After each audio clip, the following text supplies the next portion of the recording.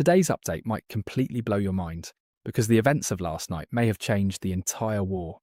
Donald Trump reportedly attacked Iran's most important oil terminal, and shortly afterward, Iran announced massive retaliation, including an attack on a US base where 5 American aircraft were reportedly destroyed. At the same time, Israel's apparently planning to capture around 15% of Lebanese territory.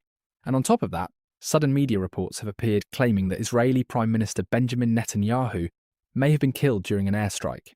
If even part of this is true, the entire Middle East could be on the verge of exploding.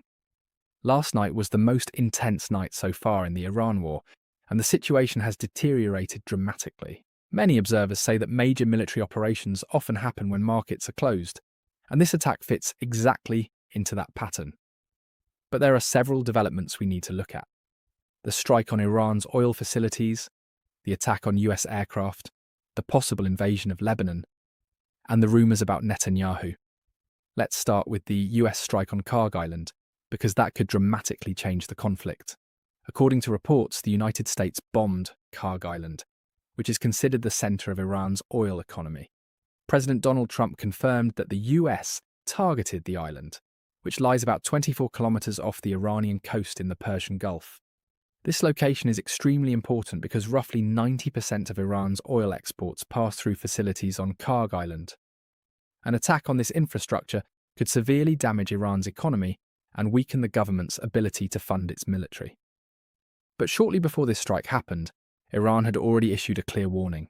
Iranian officials said that if their oil infrastructure were attacked, they would target energy infrastructure across the region connected to the United States or its allies. In other words, Iran warned that the entire regional oil network could become a battlefield. And now that Kharg Island has been attacked, many analysts believe the conflict may enter a much more dangerous phase. Soon after the strike, Iran reportedly launched a large missile toward Israel, causing a massive explosion. It is still unclear what exactly was hit, whether it was an oil facility, a weapons depot, or another military target. But the footage shows a huge blast. But that may not have been the only retaliation. According to reports, Iran also carried out an attack on a US base in Saudi Arabia, where several American aircraft were stationed. Reports claim that 5 US Air Force tanker aircraft were hit on the ground at Prince Sultan Air Base. Officials say the planes were unmanned at the time, so there were no casualties, but the extent of the damage remains unclear. Even so, the attack demonstrates that Iran still has the capability to strike American military assets in the region, and Israel has also taken heavy hits. But the next development may be even more shocking.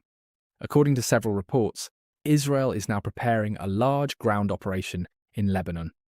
Israeli officials reportedly plan to expand military operations in southern Lebanon, with the goal of securing the entire area south of the Litani River and destroying Hezbollah's military infrastructure.